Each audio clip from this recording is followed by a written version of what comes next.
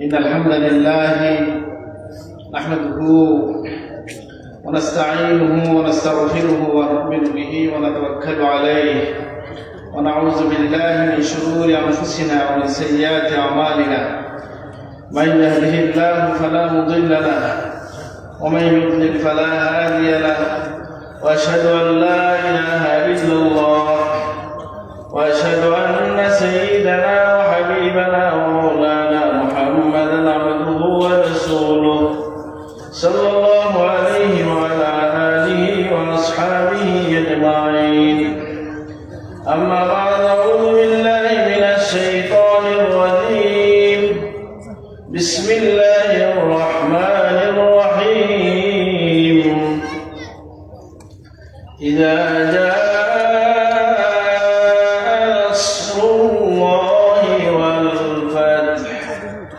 ورأيت الناس يدخلون في دين الله أفواجا فسبح بحمد ربك واستغفره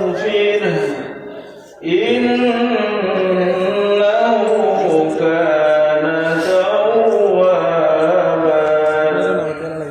صدق الله العظيم. إن الله وملائكته يصلون على النبي يا أيها الذين آمنوا صلوا عليه وسلموا تسليما. بسم الله والحمد لله والصلاة والسلام عليك يا رسول الله. بسم الله والحمد لله والصلاة والسلام عليك يا رسول الله. الصلاة على النبي والسلام على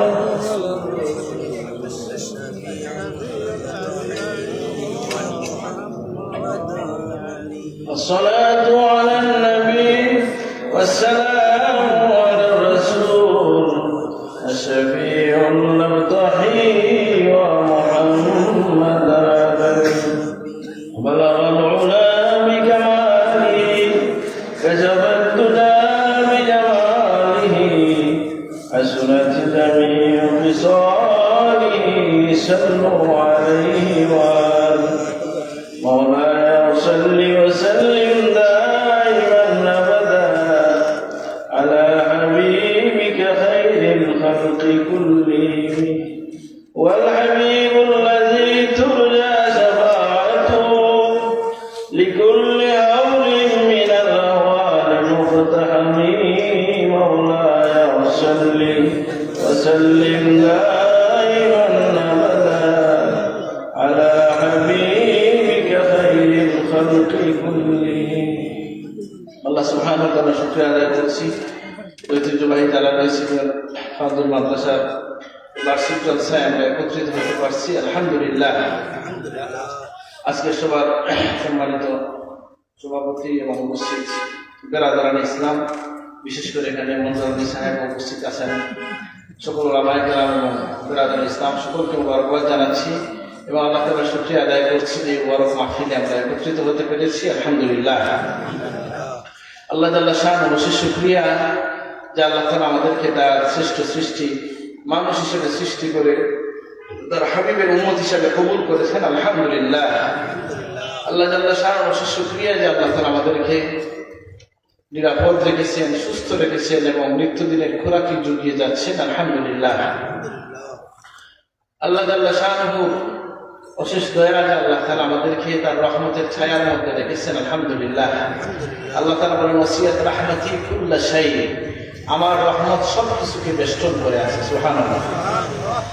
আমরা অনেক সময় এই রহমতের ব্যাপারটা হয়তো দৃশ্য তো বুঝি না, বা বিপদ না পড়লে বুঝি না, অসুবিধা না পড়লে বুঝি না, অথবা কেউ যদি এটা বুঝায় না বলে তাহলে আমাদের বিবেকের মধ্যে বিষয়টা আসে না। কিন্তু আমরা সকলেই আল্লাহর রহমতের মধ্যে আপাতমস্ত ডুবন্ত অবস্থায় আছি, আল্লাহ শুকরিয়া আদায় করি, আলহামদুলিল্লাহ। আর আল্লাহ সুবহানাহু ওয়া তাআলার এই রহমত এই দয়া লাভের কিছু মাধ্যমও আছে। যেমন আমাদের সকলের জীবনে আল্লাহর রহমত দরকার আছে কি নেই? কিন্তু এই রহমত আমরা যদি চাই, যেন আল্লাহর একটা দোয়া আছে, আমরা সকলে জানি, পড়ি আমরা, ইয়া হাইয়্যু ইয়া কাইয়্যুম বিরাহমাতিকা আস্তাগীস, পড়ি কিনা? যে হে হাইয়্যুন কাইয়্যুম, মানে চিরঞ্জীব চিরস্থায়ী সত্তা, আপনার রহমত থেকে একটি ভাগ চাই। সুবহানাল্লাহ। এই দোয়া ছাত্ররা আমল সালিহিনের মধ্যে লিখছেন, বিশেষ একটা তাসবিহ হচ্ছে এটা। এই জন্য আল্লাহ সুবহানাহু ওয়া তাআলার কাছে আমরা চাইবো আল্লাহ যেন আমাদেরকে চিরজীবন, এই জীবনে, কবরের জীবনে, আখিরাতের জীবনে আল্লাহ যেন আমাদেরকে তার রহমতের ছায়ার মধ্যে রাখেন, আমিন। এবং রহমতের ব্যাপারটা কেমন, যে প্রিয় নবী সাল্লাল্লাহু আলাইহি ওয়াসাল্লামের জীবনে আপনি যদি হাদিসগুলো দেখেন, কিছু হাদিস আল্লাহ নবী আমাদেরকে বুঝাইয়া বলার জন্য বলছেন। যে নবীজি বলছেন যে কোন মানুষ আল্লাহর রহমত ছাড়া জান্নাতে যেতে পারবে না। হ্যাঁ, এই যে রহমত ছাড়া যেতে পারবে না মানে কি? অন্য হাদিসের মধ্যে এসেছে মান নুকিশা উযিবা, কোন মানুষকে হিসাব করতে শুরু করেন আল্লাহ তাআলা, অবশ্যই সে আযাবের সম্মুখীন হবে। এই জন্য আমরা দোয়া করি, আল্লাহুম্মা হাসিবনি হিসাবান ইয়াসীরা, আল্লাহ আমাদেরকে সহজ হিসাব করে জান্নাত দিয়ে দেন। আমরা আবার দোয়া করি কি, আল্লাহুম্মা ইন্নী আসআলুকাল জান্নাতা বিগাইরি হিসাব, আল্লাহ হিসাব ছাড়া আপনার কাছে আমরা জান্নাত চাই, আল্লাহুম্মা আমিন। এই যে নবী করিম সাল্লাল্লাহু আলাইহি ওয়াসাল্লাম যখন ফরমাইছিলেন যে কিছু মানুষকে আল্লাহ তাআলা কি করবেন, বেহিসাব জান্নাতে দিবেন, তখন এক সাহাবী বলছেন, ইয়া রাসূলুল্লাহ, আমি যদি তাদের মধ্যে হই, আপনি দোয়া করেন। রাসূলুল্লাহ বলছেন, আনতা মিনহুম, তুমি তাদের মধ্যে আসো। সুবহানাল্লাহ। কিন্তু আমরা যখন রাসূলুল্লাহর দরবারে গিয়ে এই কথা বলার সুযোগ আমাদের হাতে নাই, ইহ জগতে, বাহ্যিক জগতে নাই, দ্বিতীয়ত মধ্যে নাই, আপনি সবসময় যাইতে পারতেছেন না। কিন্তু আপনার আমার জীবনে আল্লাহর রহমতের প্রয়োজন আছে কি নাই, সেটা আপনার সব ক্ষেত্রে এটা প্রয়োজন। যেন আমরা একটু জেনে নেব এটা, যে আল্লাহ তাআলার রহমত কি কি কারণে পাওয়া যায়। আল্লাহর রহমত যদি কেউ পাইতে চায়, তাহলে কি করা লাগবে? তার প্রথমে হচ্ছে তার নিজেকে মুহসিন হইতে হবে। ইহসান যদি কারোর মধ্যে থাকে, তাহলে সে আল্লাহর ইহসান পায়। ইন্না রাহমাতুল্লাহি করিবুম মিনাল মুহসিনিন, মুহসিনদের খুব কাছে আল্লাহর রহমত থাকে। সুবহানাল্লাহ। তাহলে আমরা মুহসিন হতে চাই। মুহসিন বলতে কি বোঝায়? আপনি যদি বাংলায় যদি বলেন, মুহসিন হতে হবে যারা সৌন্দর্যের চর্চা করেন। সৌন্দর্য কি ভাই? মুখে ক্রিম লাগানো নাকি? না, ইহসান যেটা আল্লাহর ভাষায়, ইহসানের বা নবীর ভাষায়, ইসলামের পরিবেশে ইহসান যদি আপনি খুঁজেন, তাহলে হাদিস শরীফের মধ্যে পাবেন, জিবরিল আমিন রাসূলুল্লাহকে জিজ্ঞেস করছেন, ইয়া রাসূলুল্লাহ মাল ইহসান, ইহসান কি? আল্লাহ নবী ফরমাইছেন, আনতাবুদাল্লাহ কাআন্নাকা তারাহু ওয়া ইন লাম তাকুন তারাহু ফাইন্নাহু ইয়ারাকা, যে তুমি এমন ভাবে আল্লাহর ইবাদত করো যেন তুমি আল্লাহকে দেখছো।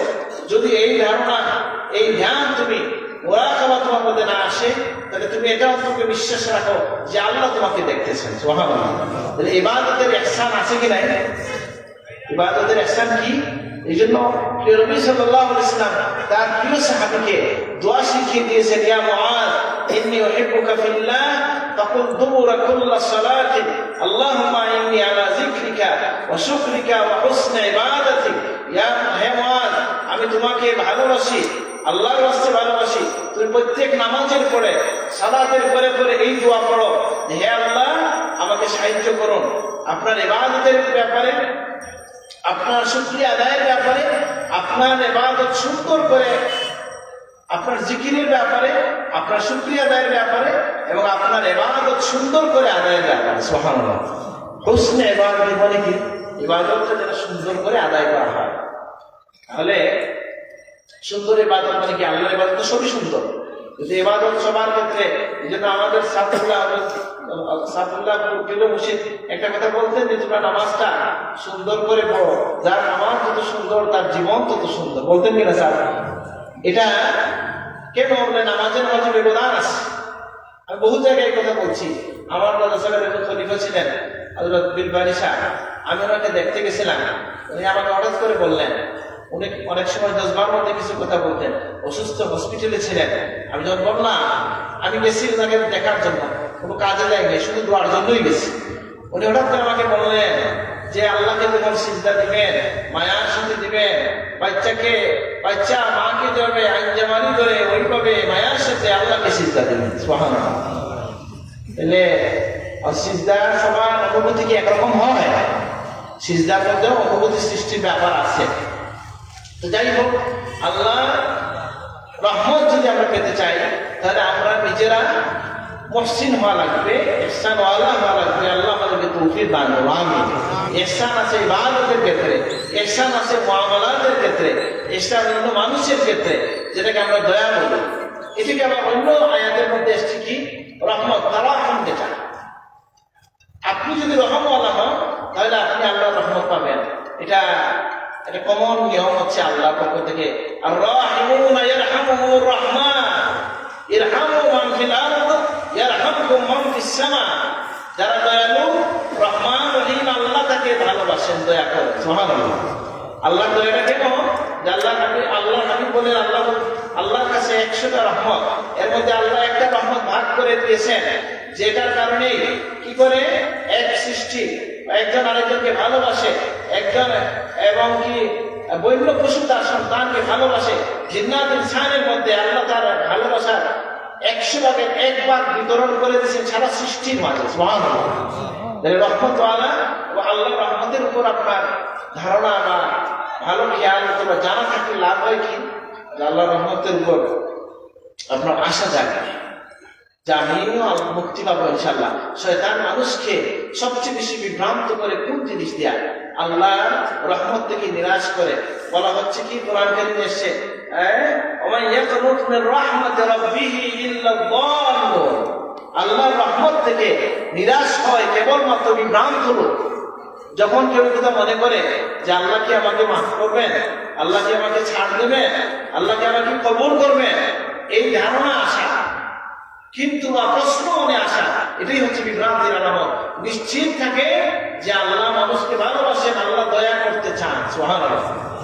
ওই রহমতের কথা আল্লাহর হাবিবের হাদিস শরীফের মধ্যে এসেছে, যে এক মহিলা তার সন্তান হারায় পাগল করা হয়ে গেছিল, নবীজি তাকে খুঁজে দিতে বলছেন।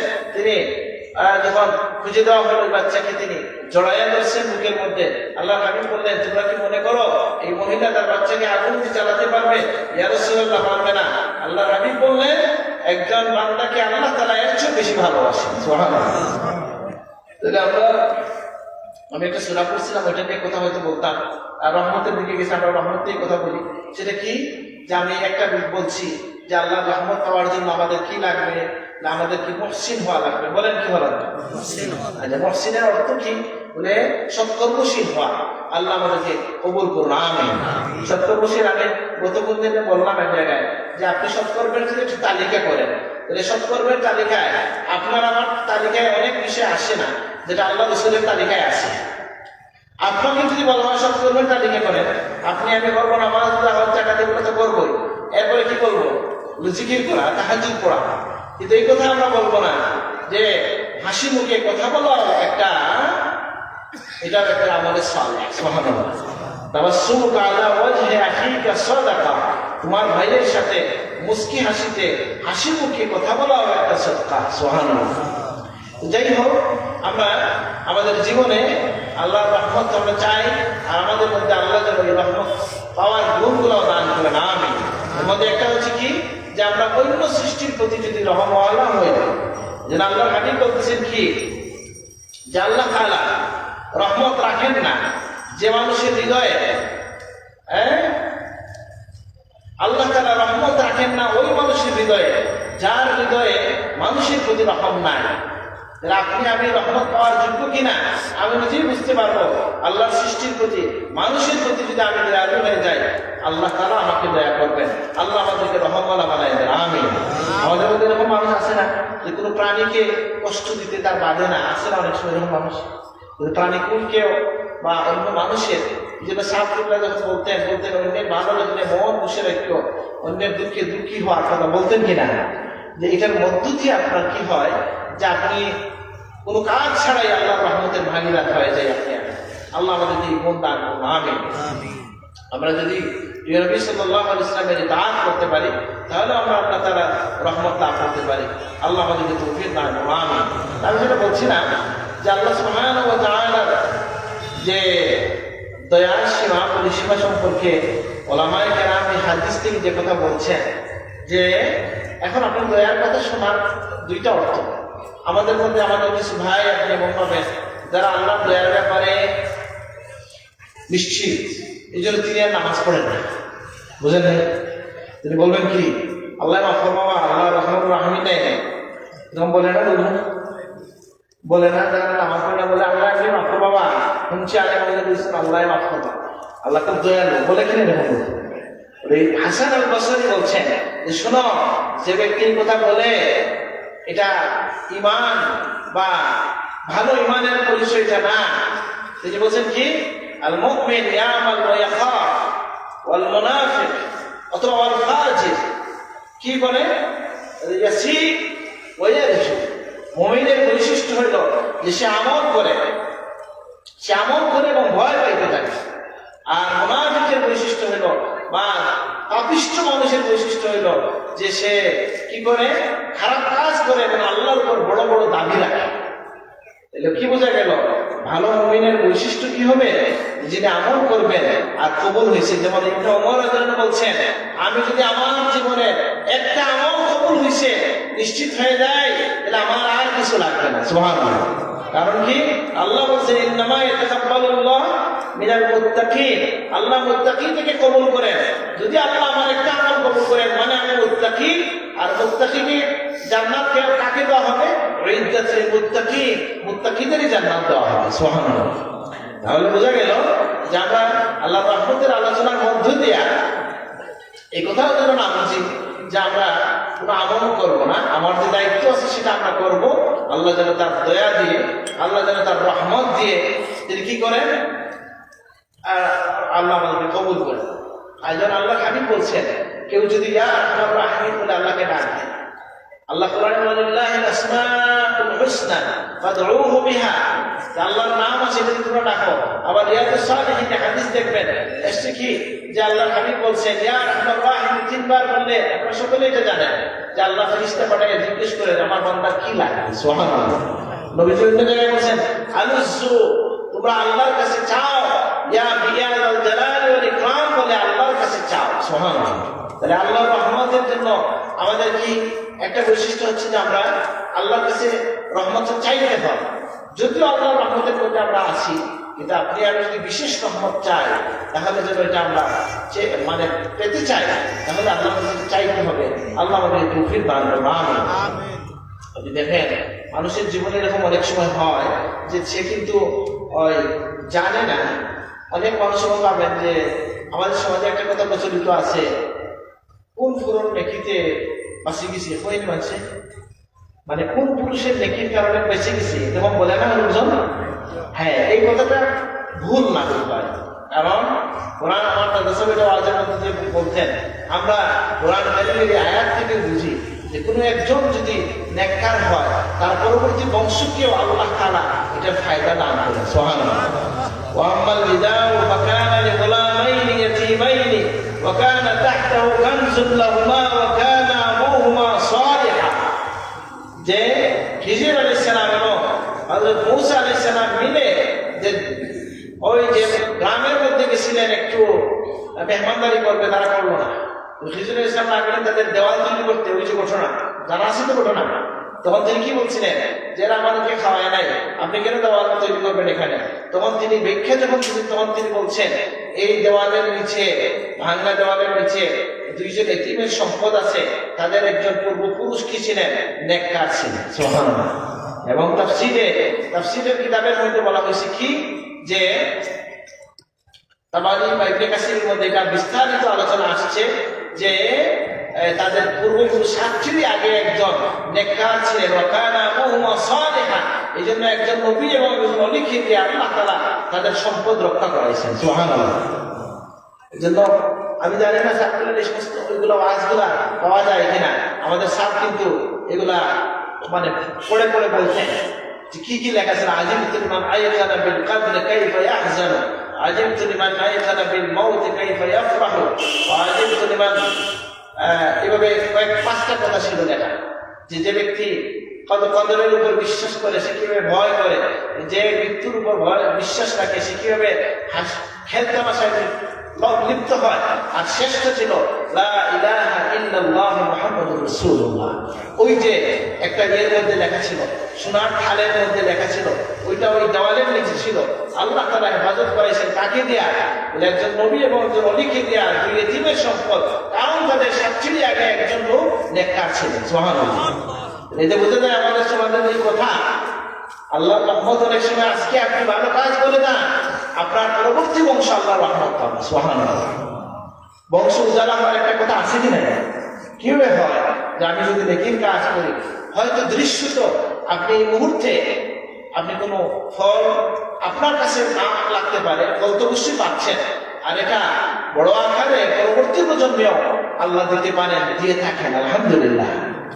আচ্ছা, আমরা যে আজকে আমার দাদা সাহেবের কথা বেশি বলতেছি, আর অনেকে বলে যে বাপদাদার কথা কত কইতাম, বলে বাপদাদা খাওয়ার মতো খাওয়া যায় কিনা বুঝে না। আমার দাদার কথা বলার জন্য বলছে যে কারো ক্ষেত্রে এটা ঠিক। যখন নবী ইয়াকুব আলাইহিস সালামকে জিজ্ঞেস করা হয়েছিল, উনি যখন হাদারা ইয়াকুব আল মাউত ইয ক্বালা লিবানিহি, যে যখন ইয়াকুবের মৃত্যু আসলো তিনি তার সন্তানদেরকে বললেন তোমরা আমার পরে কার ইবাদত করবে? তারা কি না বুঝলো? কি বলেছিলেন? বলছেন আল্লাহর ইবাদত করব না। ওনারা সিলসিলা দিয়েছেন, মাওয়াদালা বলছেন নাবুদু ইলাহাকা ওয়া ইলাহা আবাইকা ইব্রাহিম ওয়া ইসমাঈল ওয়া ইসহাক ইলাহান ওয়াহিদা। আপনার পিতা ইব্রাহিম, ইসমাঈল, ইসহাকের যে পূর্বপুরুষ যারা, তাদের যে আল্লাহ রব, সেই আল্লাহ এক আল্লাহর ইবাদত করবে। সুবহানাল্লাহ। আল্লাহর জন্য কি সিলসিলা প্রয়োজন হয়? প্রয়োজন নাই, আর থাকতে পারলে তো মাশাআল্লাহ ভালো। বলেন, বুঝেন না কথা? আপনি এই কারণে যদি আল্লাহ শুকরিয়া আদায় করেন যে আলহামদুলিল্লাহ বহু আমাদের পূর্বপুরুষের অনেকজন হাজী ছিলেন, অথবা দোয়ার জন্য বলেন, গৌরব করে তো কিছু বলার সুযোগ নাই। মুমিনের জীবনে যদি কোনো নিয়ামতের কথা বলতে হয়, যেটা আমরা এভাবে বলতে পারবো না যে আমার এটা আছে ওইটা আছে। আল্লাহ হাবিবের কথা থেকে আমরা শিখতে পারি, জানতে পারি যে যদি আপনাকে কোন নিয়ামতের কথা বলতে হয়, সাথে সাথে এটা নিশ্চিত করতে হবে যে আমি অহংকার করে বলছি না। বোঝালে বলে না? আল্লাহ নবীকে লম্বা হাদিস থেকে একটা টুকরা বলি। নবীজি যখন বলছিলেন তোমরা জেনে রাখো আমি হচ্ছে হাবিবুল্লাহ, আগে অনেক লম্বা কথা মিলাদুল নবীতে আমি এটা বলছি অনেক জায়গায়, যে আল্লাহ নবীকে ব্যাপারে আলোচনা শুনলেন যে কিছু সাহাবী কথা বলছেন যে ইব্রাহিম আল্লাহ তাআলা আদমকে সফিউল্লাহ বানাইছেন, ইব্রাহিমকে খলিলুল্লাহ, মূসাকে কালিমুল্লাহ বানাইছেন, ঈসাকে রূহুল্লাহ বানাইছেন।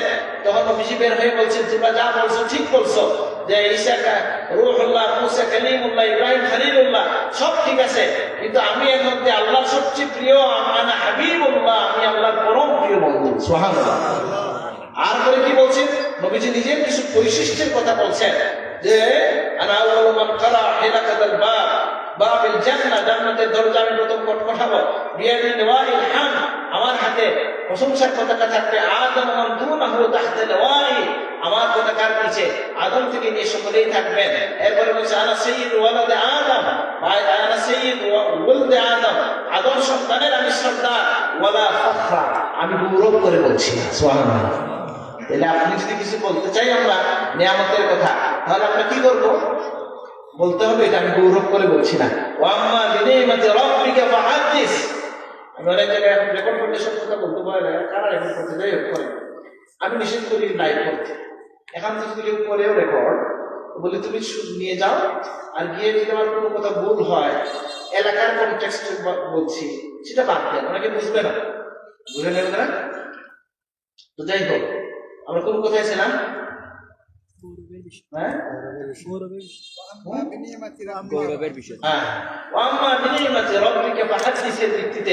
কথা বলা যেতে পারে যে আমার মধ্যে এই নিয়ামত আছে। যেমন আমার ব্যক্তিগত একটা অভিজ্ঞতার কথা বলি, দুইটা, এটা আপনাদেরকে বলতে পারি, সবাইকে বলা যায়। যেমন ধরেন বিনয় খুব ভালো জিনিস, কিন্তু অনেক জায়গায় আপনি বিনয় না করে নিজের পরিচয় দিতে হবে।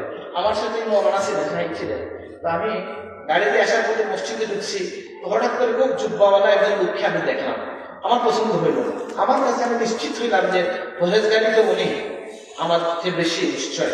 হাজারো মানুষ এরকম আছে, ওনাকে আমার এরকম মনে হইল যে আল্লাহওয়ালা মানুষ। আমি কিছু না বললে উনি আপনি নামাজ পড়ান, বুঝেন নাই? নামাজে উবাইয়া সিলেটের মাথা দিতেন এরকম বলে, নামাজে যখন দাঁড়াই না উবাইয়া অর্থ কি দেখো সবে জানেন তো নাকি জানেন? আমাদের সিলেটের মানুষ আলহামদুলিল্লাহ সুবিধা হইল যে কোনো সময় পূর্ণ শুদ্ধ আমরা কথা বলতে পারি না। আমার মনে আছে বাইদুল মোকাররম খতিব সাহেব উবাইদুল হক সাহেবের নাম শুনছেন? হযরত মাওলানা উবাইদুল হক সাহেব, উনি আমাদের আব্বাস হাসানের উস্তাদ, বুঝেন নাই? বাবা সাথে আব্বা আজকেও আমাকে এগুলো বলছে, ওনার উস্তাদ ছিলেন। যাই হোক, উনি অন্য তরিকার একটু দেওবন্দ ধারার, কিন্তু উনি ছিলেন উনি তো ওনাকে আমি শুনছিলাম হযরত সাফুল্লাহর কাছে গিয়ে বলছেন, আলহামদুলিল্লাহ আমাদের সাহেবের কাছে তো সবাই যাইতেন নাকি, বাংলাদেশের অনেক আমির টামির অনেকেই গেছেন আর কি, গেছেন। এরা সবাই যখন গেছেন তখন সাহেবকে গিয়ে উনি বলছেন যে স্যার আপনার এলাকাটা তো ইসলামাবাদ হয়ে গেছে, এই কিছু কথা বলছেন। একটা লাইন আমার মনে আছে, উনি বলছিলেন যে আপনি যখন বদরপুর যাইতা শাহজালার মতো লাগতো, আমরা উভয় বই দেখতাম। আচ্ছা, আর আপনারা যখন আল্লাহ আমি উভয় বই শব্দটা মনে আছে আমার, বুঝলেন? অন্য সব জায়গায় শুদ্ধ, এখানে এসে কি এটা কেন, যেটা আমাদের একটা সিলেটিদের নাই ঐতিহ্য বলে না, যে ফাঁকি ফাঁকি চলে আসে বিদেশে। যাই হোক, সেটা কি যে আপনি যখন বদরপুর যাইতা সাবের কথা অনেকের কাছে আমরা শুনছি যে সাবকে দেখার জন্য মানুষ আগে বুঝলেন না চিনলেও তাকাইতো, আসিল না এটা আলহামদুলিল্লাহ আমি গৌরব করছি না এটা। তো যাই হোক, তো আমি যে দিলাম ওনাকে নামাজের মধ্যে বললাম যে আপনি নামাজ পড়ান, উনি নামাজে দাঁড়ানোর পরে আমার মনে হইলো যে বোধহয় উনি ভুলে গেছে, মানে পারে না বলে গেছে, বুঝি না অনেক লম্বা, আবার 4 রাকাত পড়াই। তো আমি চিন্তা করে গেলাম যে লোককে জিজ্ঞেস করলাম আপনি কি মুসাফির না মুকিম, এটা উনি বলতে পারেন না, ওনাকে কি মমতিতে দেওয়া আমার ঠিক হয়েছে, ঠিক হয় না, কি করতে হবে? এখন যদি কোনো সফরে কোনো জায়গায় যায়, যত বড় জুব্বাওয়ালা লোক দেখি আমি কি বলি ভাই আপনাদের মধ্যে কেউ আলেম আছেন, যদি তাকে নামাজ পড়ান না হয় আমি পড়াবো। কারণ এই অহংকার করলাম না, আমাদের জন্য বললাম যদি কেউ জানে না এমন লোক কেউ মসজিদে দেয় সবার নামাজ নষ্ট করে দেবে, বুঝলেন না? এই যে আমি বললাম যে আপনারা কেউ আলেম হইলে দান না হয় আমি যাবো, এটা কি অহংকারের জন্য বলা না প্রয়োজনে বলা? এই জন্য যদি বলা হয়, বলা যেতে পারে যে আমার জীবনে আমি বলছি একটি জায়গায় আমাদের ইমামতি নিয়ে তো মারামারির কিছু নেই, ঠিক আছে, যে কেউ পড়াইতে পারে। কিন্তু আপনি কিভাবে বুঝবেন যে এই লোক যদি আলেম না হয়, উনি যদি কেরাত শুদ্ধ না হয়, বুঝেন নাই? অথবা মুকিম মুসাফিরের মাসালা না জানা থাকে, বুঝলেন না? এই জন্য ধরে আপনি বললেন এই যে নিয়ামতের কথা বললাম, যেটা আল্লাহ হাবিব থেকে আমরা শিখলাম যে আল্লাহর দয়া ইহসান রহমত আপনার কাছে থাকে, তখন আপনি বলবেন, কিন্তু সাথে সাথে আল্লাহর কথার সাথে যোগ করে দেবো আমরা যে আল্লাহর দয়ায় আমার মধ্যে এটা আছে, আল্লাহর দয়াতে আমি আলেম নাকি। আর আমরা তো এমনি ধরেন অহংকারী হয়ে গেলে কেউ তাকে তুই ওয়াজ থেকে কাজ হবে না, কথার সাথে সাথে অহংকার, নিজের কথা বলার মতো রূপ আছে না নাকি? আমরা অনেকেই বলি, বুঝি না তো, যিনি ওয়াজ করতেছি তার হয়তো এটা হয়ে যায়, এটাকে আটকায় নিতে হবে। এটাতে বুঝে যায় যে ও যুবু আখিরুল লুব্বে, যে ব্যক্তি আত্মগর্বে ভুগে নিজের গর্ব নিজে করে এ বুদ্ধিহারা, তার বুদ্ধি কম। মানুষ তাকে ভালো বলে না মন্দ বলে, মানে তাকে কি বড় বলবে না? এটা তো ধর্মের যেমন শিক্ষা, সাধারণ শিক্ষা, বুদ্ধি যারা বড় বলে বড় সেই হয় নাকি, এটাই বুঝতে হবে আমাদেরকে, এটা মানতে হবে। আল্লাহ তৌফিক দান করুন। আল্লাহর রহমত পাওয়া আরেকটা মাধ্যম হচ্ছে যদি ইস্তেগফার করে। ওই যে সাহেবের কথা কেন বললাম আসে, সাহেব বলতেন প্রত্যেকদিন কমপক্ষে 100 বার ইস্তেগফার করো, বলতেন কিনা? বলতেন কিনা? যাই হোক, সাহেব বলতেন, তিনি নিজে থেকে বলতেন না, কোনো আল্লাহর ওলি নিজের পক্ষ থেকে কিছু বলেন না, তারা আল্লাহ রাসূলের কথাটাই আপনার মাতৃভাষায় বুঝাই বলেন, বুঝেন না কথাটা? উনি বলছেন কমপক্ষে 100 বার ইস্তেগফার করো। কেন? বলে আল্লাহর হাবিব বলছেন আমি নবী হওয়ার পরে প্রত্যেক দিন 70 বারের অধিক আল্লাহর কাছে মাফ চাই। সুবহানাল্লাহ। তাহলে মুমিন হিসাবে আমাদের, আর আপনি যদি আমাদের কি বেশি করা উচিত কিনা? বেশি করা উচিত। আল্লাহ বলছেন আল্লাহ তাস্তাগফিরুন আল্লাহ, তারা যদি আল্লাহর কাছে ইস্তেগফার করত তাহলে আল্লাহ তুরহামু, আল্লাহ তাদেরকে অবশ্যই দয়া করতেন। সুবহানাল্লাহ। আলেমরা জানেন কোরআনের আল্লাহ আসা যে সমস্ত আয়াত আছে এগুলো দিয়ে নিশ্চিত বোঝায় যে কেউ যদি আল্লাহর কাছে ইস্তেগফার করে আল্লাহ তাকে দয়া করেন, রহম করেন। সুবহানাল্লাহ। আল্লাহর হাবিবের কাছে আল্লাহ থেকে আমরা শিখতে পারি যে ইস্তেগফার নবীজি করতেন।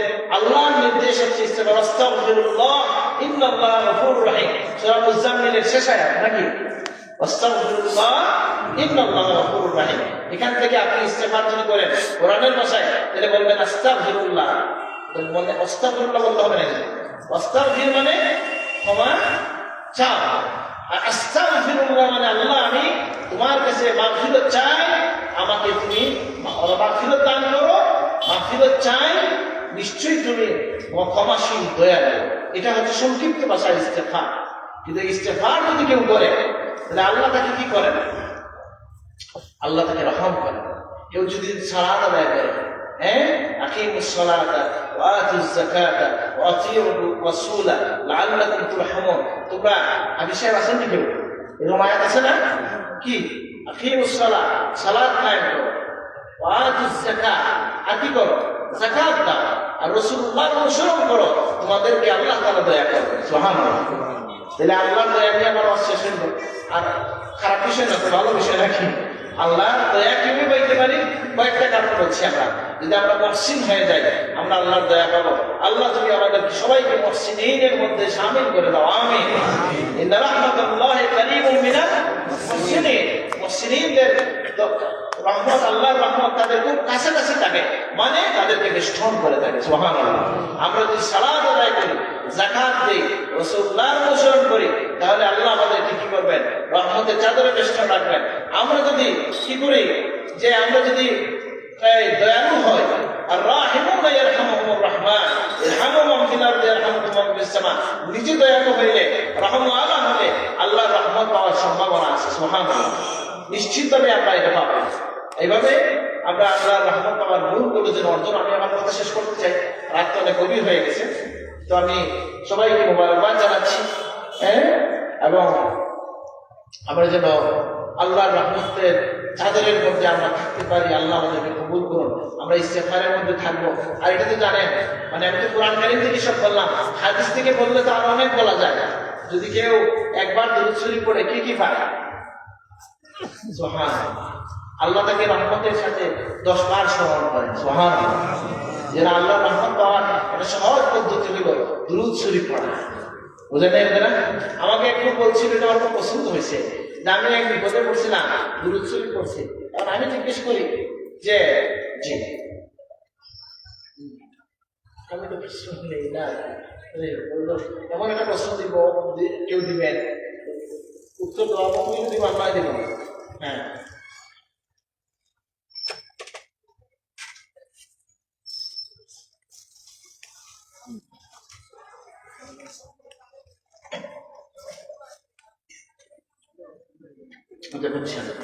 কিছু পারলে বলবো, আর বলাও যায়, অসুবিধা নেই।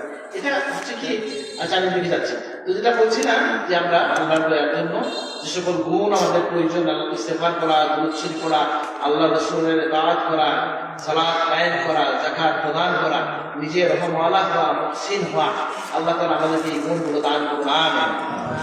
এটা আছে এখানে মাজারে বাতি টাতি দেওয়া ইত্যাদি নিয়ে কথা বলা হয়েছে। আমি একটু বলি, সংক্ষেপে বলি। মাজারে বাতি দেওয়ার প্রবণতাটা কেন আসছিল, আমি যেটা বলছি, যেমন ধরে সাধারণ মানুষের মাজারে মানুষ সবসময় যাইতো কিনা, যায় কিনা, যে বিদ্যুৎ কি সবসময় ছিল? এই জন্যই তো বাতি জ্বালানো হইত, উদ্দেশ্য কি ছিল? জিয়ারতকারী যদি সুবিধা হয়। এখন হাজার বাল্বের লাইট জ্বলতেছে, এর মধ্যে বাতি দেওয়ার দরকার আছে। এগুলা হচ্ছে কিছুটা সংস্কৃতি বা আচারে পরিণত হয়েছে। আমরা এটাকে নিরুৎসাহিত করি যে না, মাজারে বাতি দেওয়া বা এগুলাকে আমরা নিরুৎসাহিত করি। আগরবাতি দেওয়া যায় কিনা? আগরবাতির উদ্দেশ্য বলতে হবে, কি জন্য দেন বলেন? গ্রাম কি নিষেধ? নিষেধ নাই, বুঝে নেন কিনা? কোনো অসুবিধা নাই, হইতে পারে। আচ্ছা, টাকা দেওয়া যায় কিনা? আমি সংক্ষেপে বলতেছি, যে লম্বা কথা দেখাতে করতেছি না। মাজারে টাকা দেওয়া যায় কিনা? আমি তো অনেক আগে বলছি, আর কিছু বললে যেটা আবার প্রচার হয় বেশি, আমার কথা তো কোনো ভুলও হইতে পারে। আমি যেটা বুঝি, মাজারে কোনো সাধারণ মন্দিরের মাজারে গেলে আমি নিজেও তো টাকা দিই। আমাকে একজন জিজ্ঞেস করছে যে কেন আমরা দিব টাকা। আমি যখন দিই তখন এই উদ্দেশ্যে দিই যে এই মাজারের ব্যবস্থাপনায় খরচ হয় কি হয় না, বিদ্যুতের বিল আছে কিনা, প্রত্যেকদিন হাজারো মানুষ খায় কিনা, এখানে স্টাফের বেতন আছে কিনা, পরিষ্কার পরিচ্ছন্ন লাগে কিনা, আমি এই উদ্দেশ্যে দিই। ভুল করছি কিনা বলো? ঠিক আছে কিনা? এখানে যদি মিসকিন থাকে তাদেরকে যদি আপনি বিতরণ করেন এটা তো আরো ভালো হয়, ঠিক আছে কিনা? আচ্ছা, আমি ফুল তুলে দিতে নিষেধ করছি না, যদি আমার কথার সাথে কন্ট্রাডিকশন পান আপনি বলেন যে আপনি তো বলছিলেন মাজারে টাকা ছুঁড়ে মারা আল্লাহর ওলিদের সাথে বেয়াদবি বলছিলাম, মনে আছে? আমাকে অনেকে এর জন্য ধন্যবাদ দিলেন যেটা বলছেন। আমি এটা কেন বলছি আপনাদের বলি, সেটা বলছিলাম বলেন যে মাজারের মধ্যে যেখানে আল্লাহর ওলির কবর আছে সেখানে টাকা দেওয়ার উদ্দেশ্যটা আমাকে বলেন। আপনি যদি বলেন এই টাকা আমার হাতে যায়, ওনার হাতে যায় যায় না। আর যদি মনে করে এটা কবর বেদ করে ভিতরে চলে যায়, এটা আকিদা খারাপ হয়ে গেল। এটা কি বাস্তবসম্মত? যায় না। আচ্ছা, 2 নম্বর হলো যে আপনি যদি টাকা শুনে মারলেন, আমার কাছে তো বেয়াদবি মনে হয়, বুঝলেন না? আচ্ছা, আপনি যদি মনে করেন যেটা ওনার প্রয়োজন, এই টাকা ওনার প্রয়োজন, তাহলে তুমি একজন মিসকিন লোক, ওনার কাছে কেন আসছেন আপনি? বুঝলেন না? ওনার টাকার হাজত আছে কেন? আপনার যুক্তিটা কি এখানে টাকা দেওয়ার মধ্যে বুঝে না? বরং মানুষের চরিত্র মানে নষ্ট হওয়ার হইতে পারে, আরেকজন সাথে বা কেউ আছে কান দিয়ে নিয়ে যেতে পারে, বুঝলেন না? বুঝে না? তাহলে কোন যুক্তিতে কবরের উপর টাকা ছাড়া কোনো কারণ আমি দেখি না। এটাকে আমি এখনো এটাকে আমার কথার উপরে আমি আসি যে আল্লাহ ওলিদের কবরে টাকা ছুড়ে মারা এটা সরাসরি দেওয়া যাবে, এটা অপ্রয়োজনীয় কাজ, এটা একটা ভুল সংস্কৃতি, কোনো প্রয়োজন নাই। আপনি যদি মনে করেন যে এখানে খাবারে খোরাকিতে বা কোনো খেদমতের মধ্যে লাগবে, তাহলে আপনি কি করবেন? বলে আপনি নির্দিষ্ট লোকের হাতে দেন, জায়গায় দেন যেখান থেকে কাজে লাগবে। আর ফুলতলিতে তো আলহামদুলিল্লাহ বাজারে কোনো বাক্স আসেনি ভাই, সারা 364 দিন বা 349 দিন কেউ কোনো টাকা কবরে ছুড়ে মারেন? এই একদিনকে কেন মারবেন আপনি? আর একদিনের কারণে ওই একদিনই তো বেশি লোক যায়, বুঝলেন না? এমন তো ডেইলি আজকালকে হঠাৎ করে কেন জানি গ্রিন লাইনে একজন বলতেছে আরেকজনকে যে ফুলতলি থেকে প্রত্যেকদিন মানুষ যায় না, একজন বলতেছে। আমি জানি তো, তারপর আমি কিছু বলি না, বুঝলেন না? আর আমার পরিচয় আমি কথা বলি না, অন্য ধর্মের মানুষও বলতে আমি চেয়েছি যে ফুলতলি কি করতে, হ্যাঁ প্রতিদিন 300 থেকে 500 লোক যায়, আমার ভালো লাগে, 500-700 লোক যায় তো জিয়ারতে বসে দেখা সাক্ষাৎকারের জন্য। কিন্তু এই প্রত্যেক দিনে 700 লোক, 1000 লোক বা 300 লোক যেটা যায়, এরা কেউ তো এই সমস্ত কাজ করে না।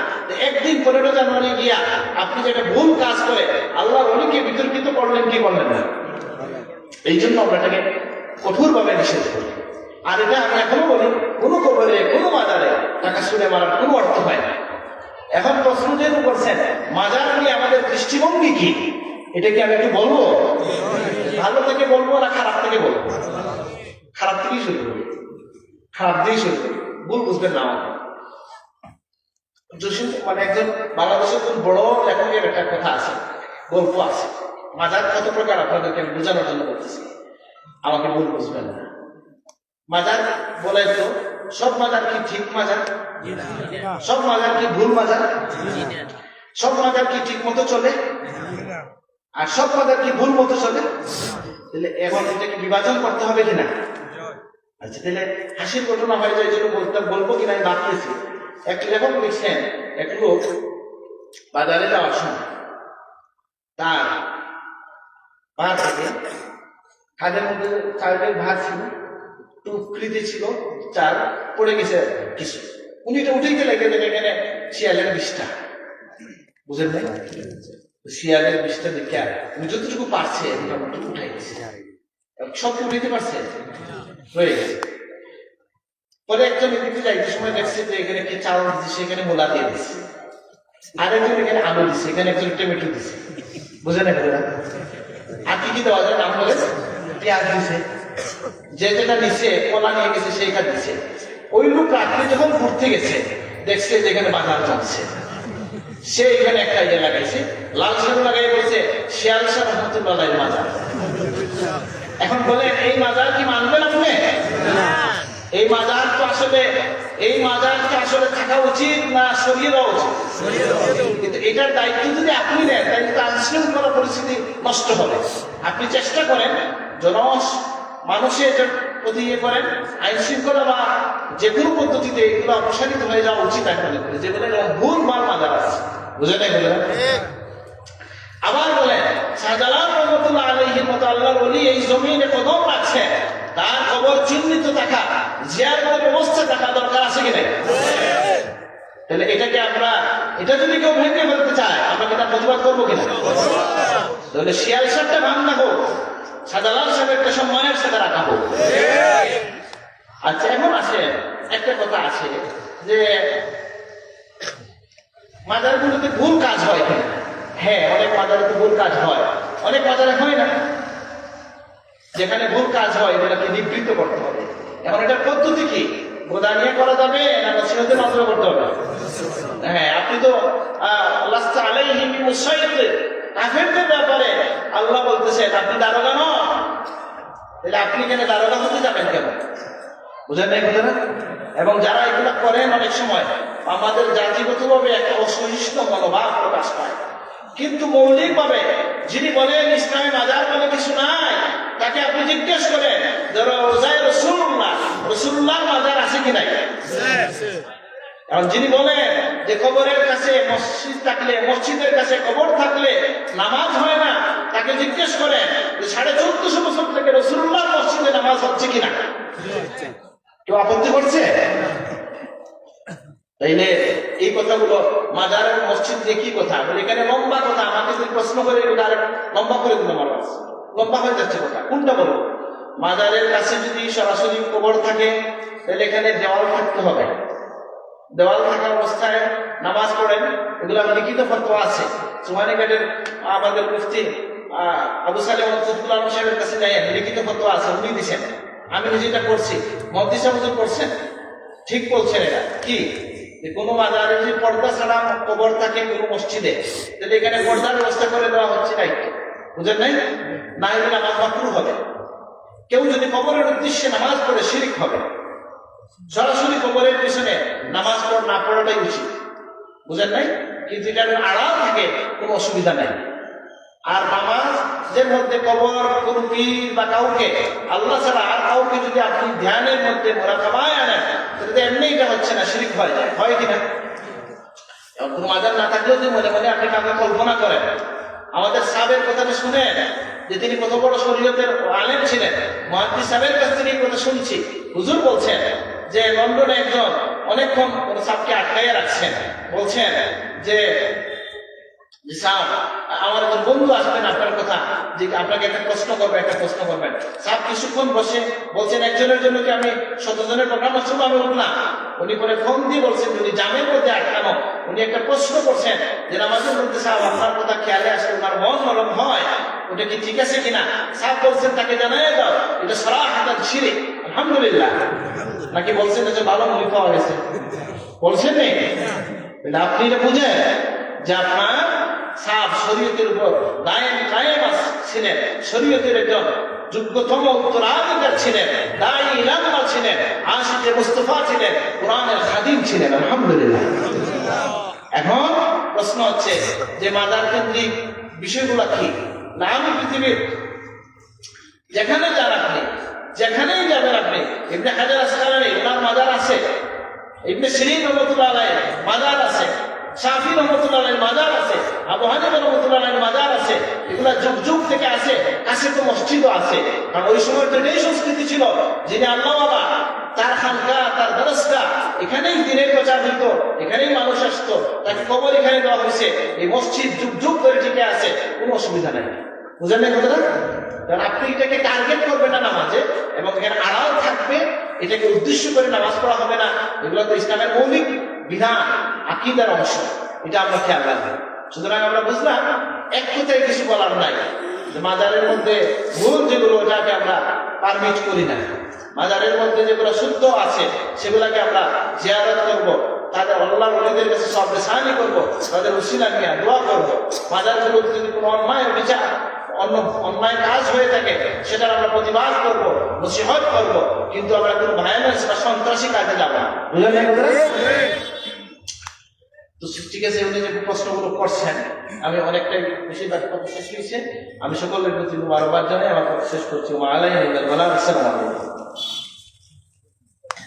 সাল্লাল্লাহু আলা সাইয়্যিদিনা মাওলানা মুহাম্মদ ওয়া আলা আলিহি ওয়া আসহাবিহি ওয়া সাল্লাম। সাল্লাল্লাহু আলা সাইয়্যিদিনা মাওলানা মুহাম্মদ ওয়া আলা আলিহি العلا بكماله كشفت الهدى بجماله حسنت جميع خصاله صلى الله عليه وسلم اللهم امين. اللهم صل على سيدنا محمد وعلى ال سيدنا محمد كما تحب وترضى بان تصلي عليه. ربنا تقبل منا انك انت السميع العليم وتب علينا انك انت التواب الرحيم. ربنا ظلمنا انفسنا وان لم تغفر لنا وترحمنا لنكونن من الخاسرين. ربنا آتنا في الدنيا حسنه وفي الآخرة حسنة وقنا عذاب النار. আল্লাহ আজকের মাহফিলকে কবুল করে নেন, আমাদের জিন্দেগি তাওয়া খাতা কসির মাফ করে দেন, আমাদের আব্বা আম্মাকে মাফ করে দেন। আল্লাহ আজকের মাহফিলের সওয়াব হাবিবের কাছে পৌঁছায় দেন। তামাম নেক কালাম সাহাবায়ে কেরাম তাবিঈন তাবিঈন ইলমুল মুজতাহিদিন উলামা ফুকাহা মুহাদ্দিসিন মুফাসসিরিন তামাম দানা আউলিয়া কেরামের কাছে পৌঁছায় দেন। আল্লাহ ইসলামের সকল মুদানের কাছে পৌঁছায় দেন। সাজালাল মুদরিদ দেওয়ানি 360 এর কাছে পৌঁছায় দেন। আমাদের পীর মুর্শিদের রহমতে পৌঁছায় দেন। আমাদের যারা আব্বা আম্মা কবরে চলে গেছেন তাদের কাছে পৌঁছায় দেন। ইয়া আল্লাহ আমাদের মধ্যে অসুস্থ শিফা নসিব করে দেন, আমাদের মধ্যে অভাব প্রস্তাব দূর করে দেন। আল্লাহ আমাদের সন্তানদের জিন্দেগি উজালা করে দেন। আমাদের মধ্যে বেরোজগার আছেন হালাল রুজির দরজা খুলে দেন। বিদেশ বাড়িতে যারা আছেন ইমান আমলে সালামতে আমন আফিয়তে রাখেন। আল্লাহ আমাদের রুজির মধ্যে বরকত নসিব করে দেন। আল্লাহ এই মাদ্রাসা খানকে কবুল করে নেন। আল্লাহ এই মাদ্রাসাকে আপনার দিনের মার্কাজ হিসেবে কবুল করে নেন। ছাত্র শিক্ষক সবাইকে কবুল করে নেন। আল্লাহ যারা এই মাদ্রাসা সাহায্যকার আপনি তাদের সাহায্যকার হয়ে যান। ও কওমিল মুমিনিন আল্লাহ إن الله بصير بالعباد. سبحان ربك رب العزة عما يصفون وسلام على المرسلين والحمد لله رب العالمين.